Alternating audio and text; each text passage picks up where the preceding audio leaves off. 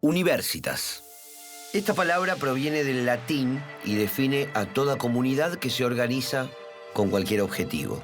A partir del siglo XII, en Europa, su significado se aplicó para reconocer a los grupos de maestros y estudiantes que se unían por el derecho de enseñar y estudiar. Con el paso de los años, daría nombre a una de las instituciones más antiguas y complejas de la historia, la universidad.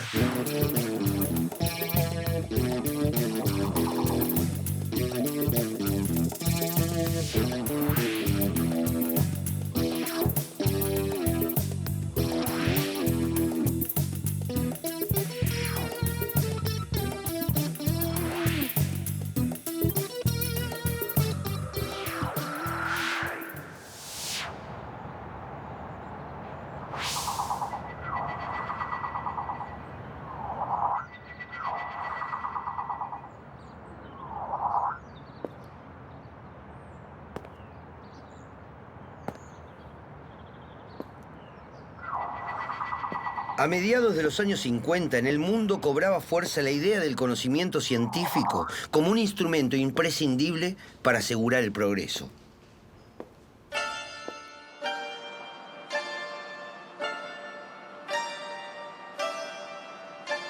En Argentina, ¿cómo se manifestó?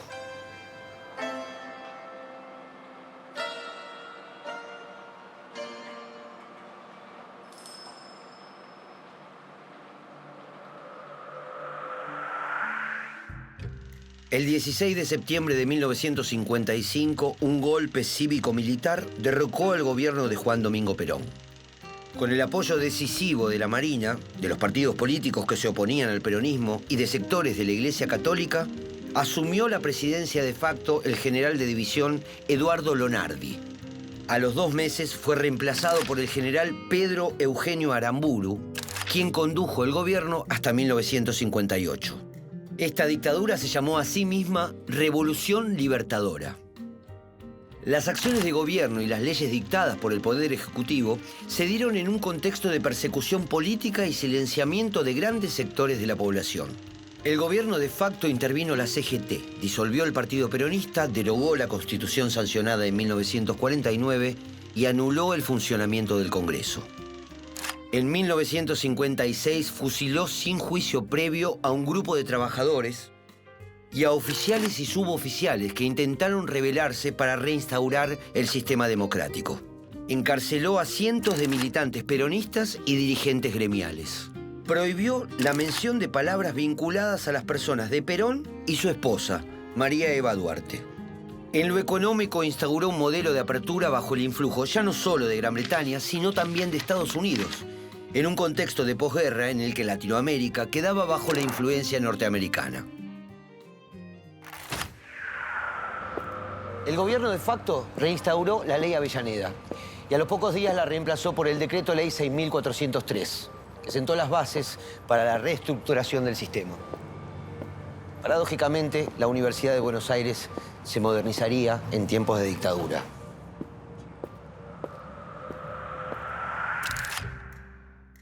El ministro de Educación era un hombre del conservadorismo católico, Atilio del Oro Maini. A partir de las negociaciones con la Federación Universitaria Argentina, estableció el gobierno tripartito en las universidades. profesores, estudiantes y egresados. Permitió la sanción de nuevos estatutos y luego de la intervención, el llamado a elecciones. Las nuevas autoridades reincorporaron a profesores y estudiantes que habían sido expulsados desde 1943, pero prohibieron a su vez que se presentaran a concurso aquellos que habían apoyado públicamente al gobierno peronista. La negación del reconocimiento de cualquier tipo de legitimidad académica al enemigo político iniciada años antes signaría la vida universitaria de varias generaciones.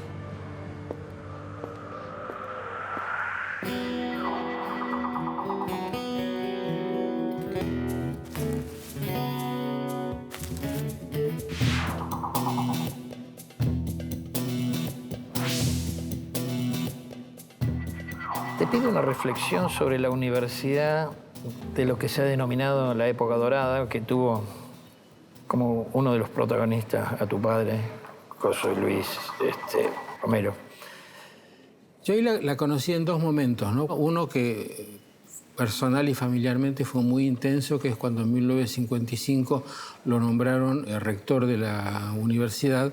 Yo tenía en ese momento 12 o 13 años, de modo que mi entendimiento no iba muy lejos, pero tengo una cosa muy vívida sobre las tensiones muy intensas que hubo en ese momento, en el cual no era tan fácil asumir el rectorado de una universidad llena de gente hostil, ¿no? Me acuerdo mucho del conflicto por la intervención al Colegio Buenos Aires, que fue muy resistida por los profesores. Ahora, te consulto lo siguiente. Con el decreto ley de Loro Maine y Aramburu, con el artículo 28 de creación de las universidades privadas, también tuvo el artículo 32 que no podían participar en los concursos aquellos que habían sido simpatizantes del régimen anterior, independientemente de la calificación. ¿Cómo lo vivió él? Porque hay quienes como Horacio Sanguinetti, por ejemplo, dicen que él tiene un buen recuerdo de algunos profesores de derecho que luego por eso no se presentaron a los concursos, prefirieron renunciar. Esa también es una situación de conflicto. Con respecto a lo de los profesores peronistas, llamémosle así, mi padre fue nombrado rector a propuesta, casi por imposición, de la Federación Universitaria, ¿no? Claro. La Federación Universitaria en ese momento, que es la gente que está en la Fundación 5 de Octubre, era tremendamente antiperonista, pero de un jacobinismo extremo, ¿no? De esos que se paraban en la puerta de la facultad y les decían a los profesores, usted no entra más aquí, ¿no? De modo que a partir de esa situación era bastante complicado manejarse, ¿no? Lo que mi padre siempre contó es que decidieron adoptar un criterio objetivo. Objetivo quiere decir elegir dos actos que denominaron de indignidad académica, que fue el pedir un pedido público por la reelección de Perón y otro pedido público por la concesión del doctorado honoris causa a Eva Perón, ¿no? Y dejar fuera de la universidad a los profesores que estaban en esa lista, ¿no? Ni uno más ni uno menos, ¿no? Mi padre durante años conservó esa lista guardada como testimonio para el futuro, ¿no? Y te menciono dos casos. ¿Es una lista extensa? Es una lista extensa, sí, pero no todo lo extensa de lo que hubieran querido los más duros. Te menciono dos casos. Uno de los que estaban en esa lista era ministro del gobierno de la Revolución Libertadora. Entonces, como con atención especial, se le dijo que mejor renunciara antes de que tuviera que cesar automáticamente por estar en la lista, ¿no? En cambio, en otro caso, mi tío Francisco, que durante todos los años 30 hasta el 45 había sido profesor de metafísica en la Facultad de Filosofía y Letras y era una personalidad muy destacada en el mundo de la filosofía, y se suponía que, entre otras cosas, la revolución tenía que permitir que él volviera a su sitio, pero el profesor que ocupaba la cátedra, que era el profesor Basalo, un hombre católico, tomista, poco afín con la nueva tónica, pero que no había firmado nada ni estaba incluido en la lista, y mi padre tuvo que decirle a su hermano que no lo podía reponer en su cátedra, cosa que su hermano nunca llegó a entender del todo, ¿no? Se reorganizó el CONICIT. Se le cambió el nombre por Consejo Nacional de Investigaciones Científicas y Técnicas, CONICET, y se designó a su frente al Premio Nobel Bernardo Husay. En 1956 se crearon 2 nuevas universidades nacionales. Sobre la base del Instituto Tecnológico del Sur, en Bahía Blanca, surgió la Universidad Nacional del Sur. Y a partir de las instalaciones que las universidades del Litoral y Tucumán tenían en Corrientes y Chaco, se creó la Universidad Nacional del Nordeste, con rectorado en Corrientes. Pero el grueso de la matrícula siguió concentrada en Buenos Aires, Córdoba y La Plata. Se modernizaron instalaciones y se ampliaron carreras, principalmente en Buenos Aires, mientras que en Córdoba, Cuyo o el Litoral, el impacto fue menor. El gobierno de Aramburu encontró una fuerte oposición por parte de los trabajadores organizados y la militancia peronista que seguía la conducción de Perón desde el exilio. Los trabajadores protestaban con huelgas, sabotajes en las fábricas y manifestaciones. En 1958 hubo llamado a elecciones. Tras un acuerdo con el peronismo, triunfó Arturo Frondizi, candidato de la Unión Cívica Radical Intransigente. Se creó el Consejo Interuniversitario, integrado por rectores de todas las universidades estatales. Al mismo tiempo, en la UBA, se crearon el Instituto de Investigaciones Médicas de la Facultad de Medicina y el Instituto de Cálculo de la Facultad de Ciencias Exactas. Se abrieron las carreras de Psicología, Sociología, Ciencias Antropológicas, Economía, y se aprobó el Plan de Ciencias de la Educación. En 1958 se creó el Instituto de Investigaciones Bioquímicas de la Facultad de Ciencias Exactas y Naturales. Su director fue el médico Luis Federico Leluar, uno de los mayores exponentes de la investigación científica argentina. A este centro llegaron investigadores y becarios procedentes de los Estados Unidos, Japón, Inglaterra, Francia y otros países.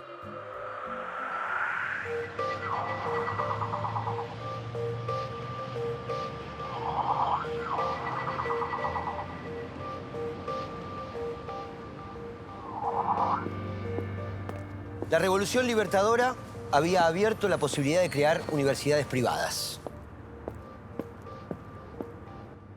Con la redacción del artículo 28 del Decreto Ley 6.403. Pero esto contradecía valores muy arraigados en la tradición cultural argentina, que concebía la educación como laica, gratuita e igualitaria. Y en aquel momento no tuvo la aprobación del mundo académico e intelectual.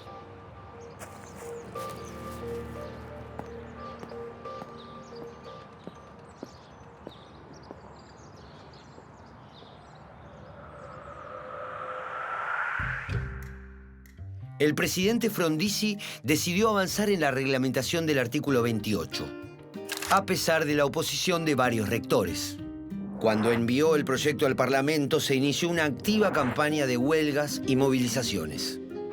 El proyecto de gobierno fue rechazado en la Cámara de Diputados, pero la de Senadores aceptó un dictamen de la Comisión de Educación elaborado por el diputado frondicista Horacio Domingorena. Así, la ley se promulgó y fue conocida como Ley Domingorena. Por ella se autorizó el funcionamiento de las universidades privadas, aunque no se les permitió recibir financiamiento estatal.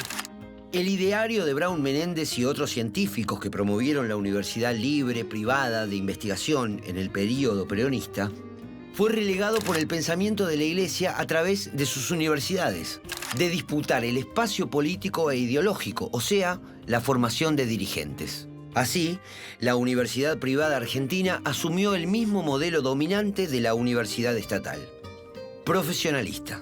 En agosto de 1959 se fundó la Universidad Católica de Córdoba. Meses más tarde se crearon la Universidad Católica de Santa Fe, la Universidad Católica Argentina Santa María de los Buenos Aires y la Universidad del Salvador. Un año después, las instituciones privadas contaban ya con 895 estudiantes y 351 docentes. En 1960 se crearon la Universidad de Morón y el Instituto Tecnológico de Buenos Aires. En 1962, la Universidad Argentina de la Empresa y en 1964, la Universidad de Belgrano. En 1962 se conformó el Consejo de Rectores de las universidades privadas. Las opiniones a favor y en contra de la educación superior privada se hicieron escuchar en las calles.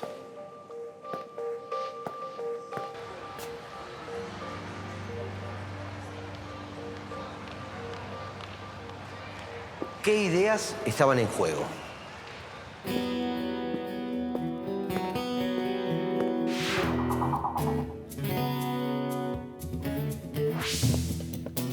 La iniciativa privada en la educación nace con la Revolución de Mayo y es un derecho humano que tiene que ver con la libertad de pensar. En definitiva, ¿de qué estamos hablando? De la articulación de lo público y lo privado. Pero ¿de qué estamos hablando en términos de calidad? Que el Estado tiene que fijar las reglas centrales con que él va a actuar en la vida universitaria y con los que particulares se tienen que comprometer. Mi síntesis es que la Argentina se construye gradualmente y en los temas de los derechos y garantías constitucionales, uno de los derechos más tardíos ha sido el de la libertad de enseñanza. Lo que quiero señalar es que los procesos no son ni acelerados ni tardíos, son procesos históricos. Volvamos un minuto a el conflicto, porque la ley Domingorena no se desarrolló con tranquilidad. Hubo movilizaciones, 300.000 manifestantes en favor de laica, 60.000 en favor de la universidad libre. En términos comparativos, dicen las crónicas que había más masiva, era contra, pero también con ciertos rasgos de violencia. Es muy lúcida tu presentación y yo la comparto y te ruego que me permitas introducir un componente central para comprender ese periodo, el golpismo. Frondizi enfrentó 40 golpes militares. Y el golpismo estaba claro el día que él asume la presidencia, el 1 de mayo del 58, en donde la Junta Militar discute si entrega o no entrega la presidencia. Así que todo ese tema del conflicto sobre la Cámara de Diputados, la Cámara de Senadores, las confrontaciones, las plazas de un lado, las plazas del otro, miremoslo en términos de un gobierno militar que se había retirado fusilando a un gobierno militar que estaba preparado para volver con el derrocamiento de Frondizi, y volvió. Se crea el Consejo de Rectores de Universidades Privadas en octubre de 1962, en el mismo momento en que el presidente que reglamentó la ley estaba preso en Martín García.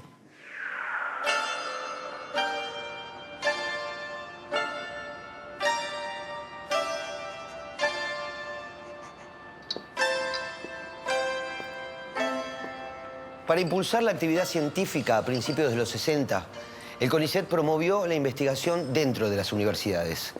Creó la carrera de investigador científico con un sistema de niveles y grados de experiencia y otorgaba una asignación económica pequeña, a modo de beca, que se sumaba al salario de docente investigador que pagaba la universidad.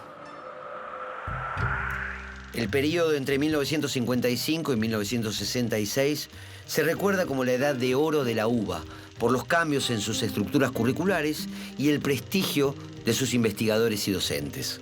Se renovaron los métodos de enseñanza y se tendió a fortalecer el perfil científico de la universidad. Sin embargo, en lo político, el clima fue de una gran inestabilidad.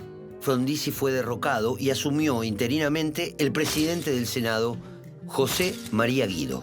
En 1963, con el peronismo todavía proscripto, fue electo presidente Arturo Illia, quien fue derrocado en 1966 por el golpe que llevó al poder al general Juan Carlos Onganía.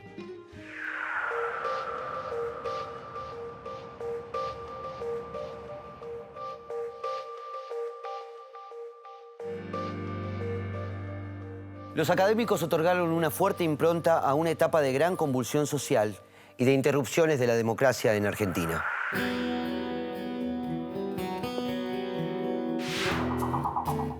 Tus estudios entonces fueron a caballo entre el gobierno de Perón y la Libertadora, porque si te graduaste en el 57 quiere decir que al menos cruzaste 2 años o 3 años entre el 52 y el 55.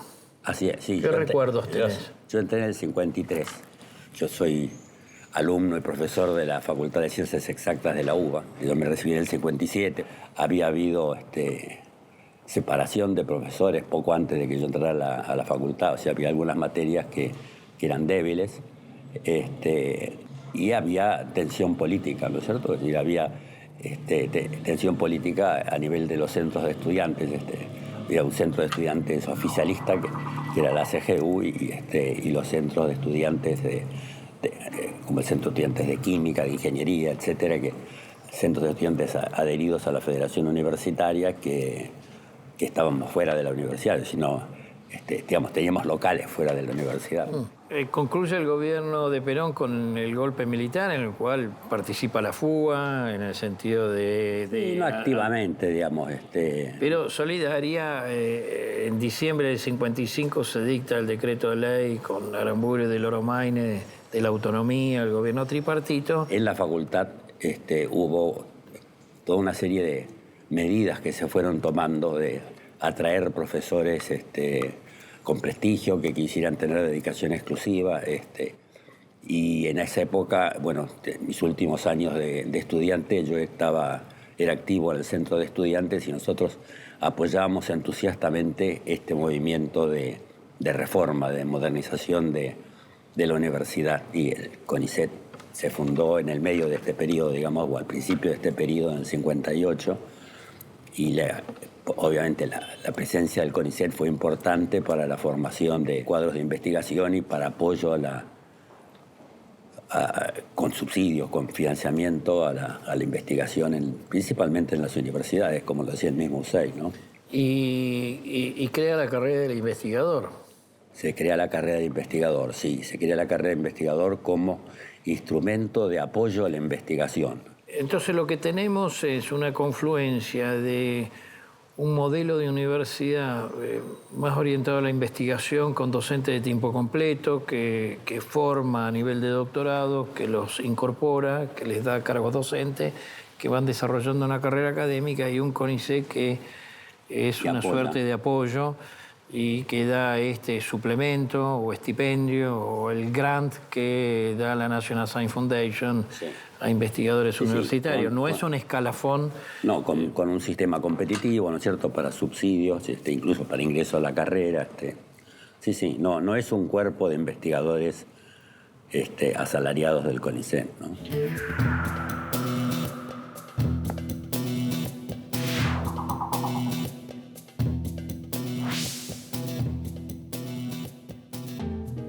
Clementina es una cosa muy interesante. Cuando se normalizó la Facultad de Ciencias en la universidad y la Facultad de Ciencias Exactas y Naturales en particular, lo primero que se planteó fue crear el Instituto de Cálculo para traer una computadora. O sea, había una idea clara dentro de las autoridades de la facultad y de Rolando García en particular de que era importante tener una computadora en la Universidad de Buenos Aires. Y entonces se creó un instituto de cálculo que consistía en ese momento de 3 personas: Manuel Sadowski, González Domínguez y Simón Altman. ¿Y cuál es tu reflexión? Porque, digamos, es algo osado para la época, sí, es un desafío. Sí, era un desafío, era una época... Porque luego uno ve la interrupción de todo esto con el 66 y uno de los problemas que hay está vinculado a eso. Hasta el año 66 el funcionamiento de la computadora tenía varias patas. Por un lado, era la computadora y el Instituto de Cálculo, del cual dependía la computadora, si bien dependía del Departamento de Matemática, era como la columna vertebral de la futura carrera de computación, que se creó en el año 63. Fue la primera carrera de computación científica que se creó en el país y en Sudamérica. En Sudamérica. Sí. Y recién hubo un programa oficial de computación en Estados Unidos cuando la ACM, la Association for Computing Machinery, creó en 1968 su currículum. O sea, existía ya computación, pero recién se fijó en el año 68. O sea que acá se trabajaba en la frontera. En la frontera. La etapa histórica fue muy, muy importante. En Exactas en particular se vivía un entusiasmo que lo muestran todos los reportajes que se le hacen o conversaciones que hay con gente que fue estudiante o graduado joven de esa época. Pero no hay que idealizar totalmente. O sea, la Universidad de Buenos Aires era una universidad en que no todo el mundo era reformista, partidario de esto, partidario de lo otro. O sea, el decano de la Facultad de Derecho de la Universidad de Buenos Aires pasó a ser juez de la Suprema Corte de Justicia de Onganía.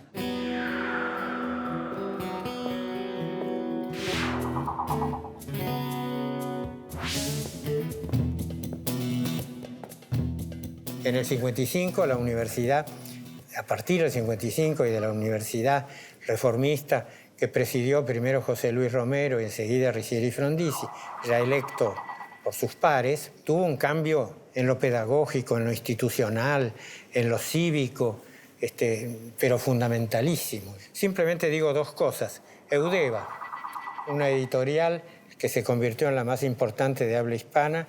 En 7 años se editó arriba de 10 millones de ejemplares que costaban menos que un atado de cigarrillos, con Boris Spivakov al frente.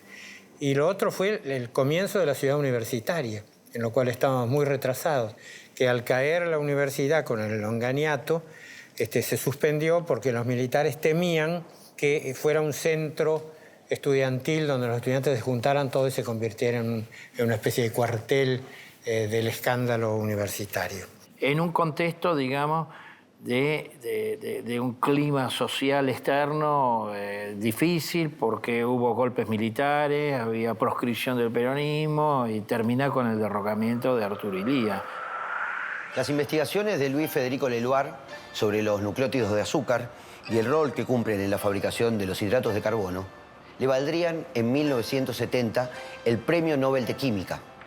Pero los avances científicos no estaban aislados de la realidad social.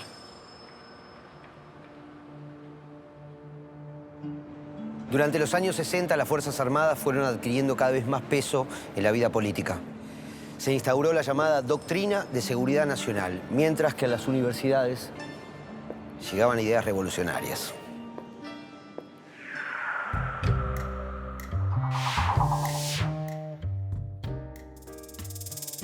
Creo que fue un momento en el que no solo se inserta en un proceso de cambio cultural muy importante a nivel internacional, con todos estos procesos de liberación, Asia, África, nuevos movimientos intelectuales, y también en la Argentina este proceso en la universidad se conjuga con la experiencia en el cine, básicamente Cine Liberación, con La Hora de los Hornos, y después con las entrevistas que le hacen a Perón, que es la actualización doctrinaria para la toma del poder.